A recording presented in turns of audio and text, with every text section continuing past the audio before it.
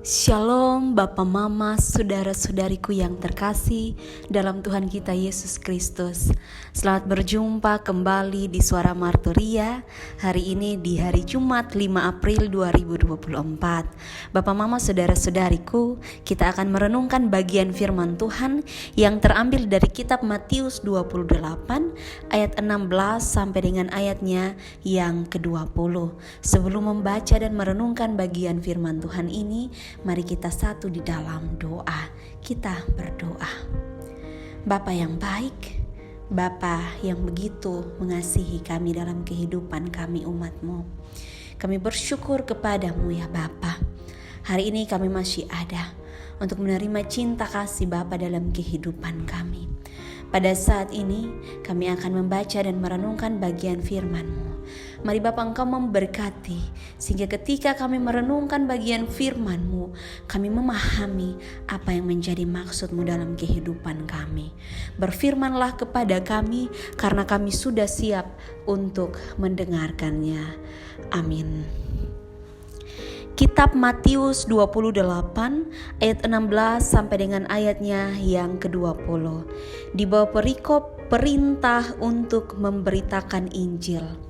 Dan ke-11 murid itu berangkat ke Galilea, ke bukit yang telah ditunjukkan Yesus kepada mereka. Ketika melihat Dia, mereka menyembahnya, tetapi beberapa orang ragu-ragu. Yesus mendekati mereka dan berkata, "Kepadaku telah diberikan segala kuasa di sorga dan di bumi. Karena itu pergilah dan jadikanlah semua bangsa muridku dan baptislah mereka dalam nama Bapa dan Anak dan Roh Kudus.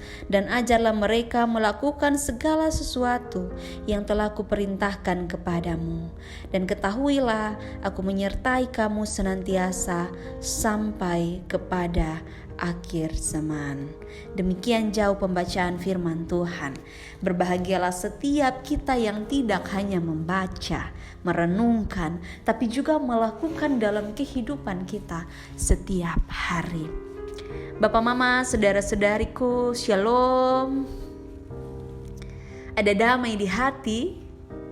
Saya yakin dan percaya, damai di hati itu akan terus ada dalam hidup kita, dalam setiap situasi kehidupan kita. Dan dalam kesempatan hari ini, damai itu juga datang ketika firman Tuhan datang kepada kita. Hari ini firman Tuhan menuntun kita, mengajak kita untuk sama-sama kita merenungkan tentang perjalanan Yesus. Ketika Yesus mati, Yesus bangkit. Kemudian Dia menampakkan diri kepada murid-muridnya. Berbicara tentang Yesus ketika mati, Yesus mengakhiri kehidupannya. Dan ketika Dia mengalami kematian, bisa saja relasinya terputus dengan orang-orang di sekitarnya, orang-orang yang dikasihi. Tapi dalam hal ini kematian Yesus tidak mengakhiri relasinya. Ketika Yesus menampakkan diri kepada murid-muridnya, Tuhan Yesus menunjukkan bagaimana relasi itu dibangun kembali. Ketika para murid ada dalam keadaan duka cita, ketakutan, sedih, karena orang yang dikasihi meninggalkan mereka. Namun Yesus bangkit, dan Yesus menunjukkan caranya untuk membangun relasi itu, untuk memulihkan relasi itu. Yesus menampakkan dirinya. Yesus hadir dalam kehidupan mereka. Ketika murid-murid berkumpul, mereka berbicara secara terbuka. Bahkan ketika mereka berkumpul, Yesus ikut makan bersama para murid. Di sana Yesus menampakkan dirinya. Dan dalam hal ini, kita bisa menyaksikan bahwa Tuhan Yesus ini mau memperlihatkan bahwa dia benar-benar bangkit. Segala sesuatu yang dilakukan oleh Yesus itu mau ditunjukkan bahwa kehidupan itu terus ada. Bahwa dalam Yesus terus ada kehidupan. Tidak ada kematian. Jadi ketika perjumpaan dilakukan, perjumpaan dilalui bersama dengan Yesus, mereka bisa mengenal siapa Yesus sebenarnya. Mereka bisa melihat betapa luar biasanya Yesus dalam kehidupan mereka ketika mereka berjumpa dengan Yesus. Pengenalan tentang Yesus adalah hal yang penting. Dan ketika mereka mengenal Yesus sebagai sosok yang luar biasa, Yesus juga terus mau mengenal murid-muridnya. Begitu juga dalam kehidupan kita. Firman Tuhan hari ini mau mengingatkan kepada kita. Ketika Yesus ada dalam perjumpaan hidup dengan kita, perjumpaan hidup itu akan terus hadir. Perjumpaan itu akan terus dilakukan dalam hidup dengan kita. Karena kita adalah orang-orang yang dikasihi. Jadi kita jangan pernah ragu-ragu dengan Yesus. Karena perjumpaan yang Yesus lakukan adalah perjumpaan yang memulihkan kehidupan kita. Perjumpaan yang membuat relasi kita dengan Yesus itu menjadi relasi yang memulihkan. Tuhan Yesus membantu kita untuk mengerti bagaimana Ia mengasihi kita.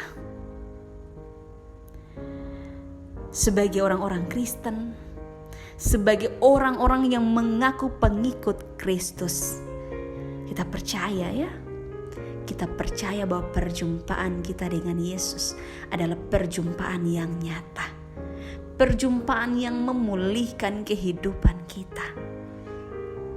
Setiap kali kita ada perjumpaan dengan Yesus, Bapak, Mama, saudara-saudariku. Bahkan dalam setiap tantangan hidup kita, biarlah kita berjumpa terus dengan Yesus. Jangan kita tolak Yesus dalam hidup kita. Mari kita buka hidup kita untuk terus berjumpa dengan Yesus. Karena Yesus sudah bangkit dan Dia mau berjumpa dengan kita dalam berbagai keadaan kehidupan kita. Dalam perjumpaan dengan Yesus ada pertolongan untuk kita mendapatkan apa yang menjadi kehendak Tuhan dalam kehidupan kita. Kiranya firman Tuhan ini menolong kita. Firman Tuhan ini akan membantu kita untuk melihat bagaimana kemahakuasaan Yesus dalam kehidupan kita. Dia hadir di tengah-tengah kita. Dan Dia tahu memfungsikan dirinya dalam hidup kita. Biarlah kita merespon firman Tuhan ini untuk terus menjadi orang-orang yang takut akan Tuhan. Di mana saja kita berada, Roh Kudus menolong kita semua. Amin. Bapak, Mama, saudara-saudariku, mari kita mensyukuri firman Tuhan ini di dalam doa.